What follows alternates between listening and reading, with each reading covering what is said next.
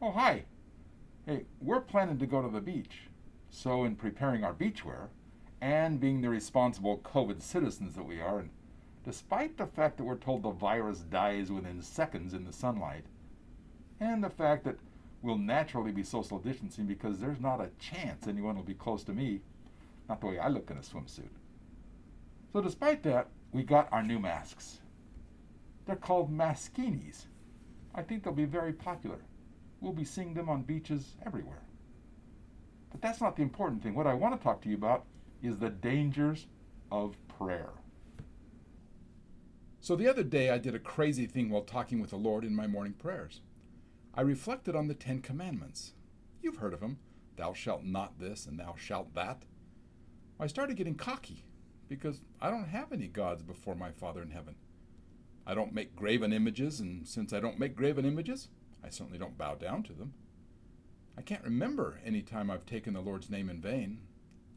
I've used a few other cuss words, but not that one. I love the Sabbath day, even though most of it these days is spent doing church work. It's not much of a day of rest yet. But even back in school, I strove to keep work, homework, and recreation into the other 6 days. I was feeling pretty confident. You know, Section 121 of the Doctrine and Covenants, your confidence will wax strong. Well, that was me that morning. The only time I think I consciously didn't honor my father and mother was at my mother's funeral.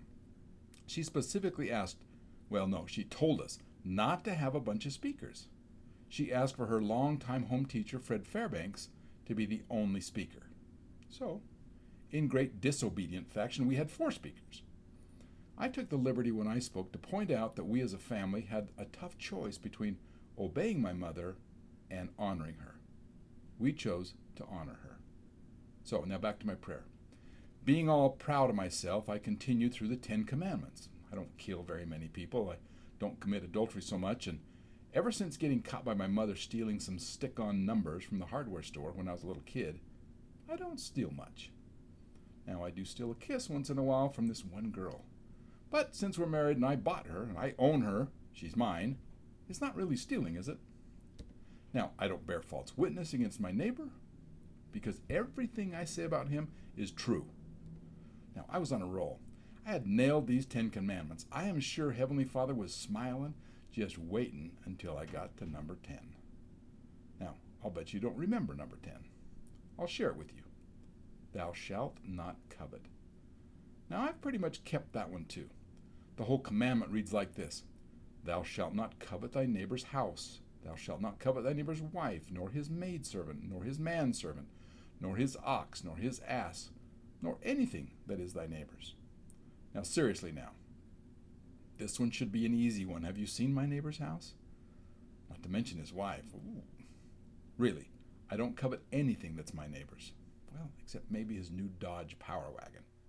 But in truth, I still love my 25-year-old Dodge V10 that sucks gas like Hoover sucks dust. Now, back in seminary, I remember learning about the 10 Commandments. I clearly remember that coveting is not wanting something the neighbor has, but letting the wanting motivate behavior contrary to the other 9 commandments. That was fine. I never wanted my neighbor's house, wife, maidservant, or manservant, or ass. So I've lived my life under the delusion that I'm not a covetous man. So I believed. Then, in our recent study of the Doctrine and Covenants while learning a bit more about Martin Harris, now if you remember him, he was very well off, had the means to help print the Book of Mormon by mortgaging his productive and profitable farm. Now, it wasn't the Lord's rebuke about his losing the 116 pages that hurt. It was his other rebuke that stung me. Now, in section 19 of the Doctrine and Covenants, God really got going. But in one sentence, it grabbed me. He said, Thou shalt not covet thine own property.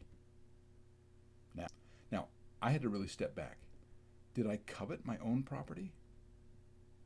After genuine reflection, I was mostly safe.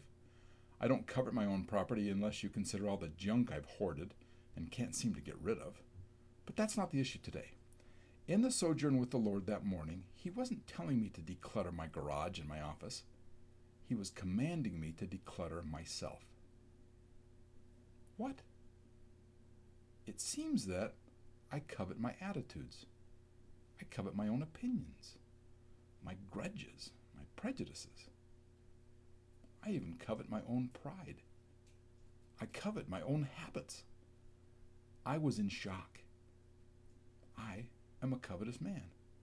Now, I'm finding too many things in my life that I hold more dear than my willingness to change. So I'm just saying, my neighbor's wife and truck are safe.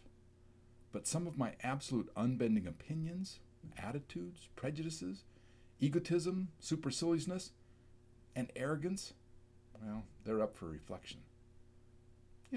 I'll let you know how it goes. Now, one more thing.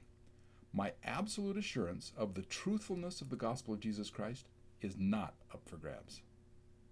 Okay, two more things. It's going to take some time to declutter myself.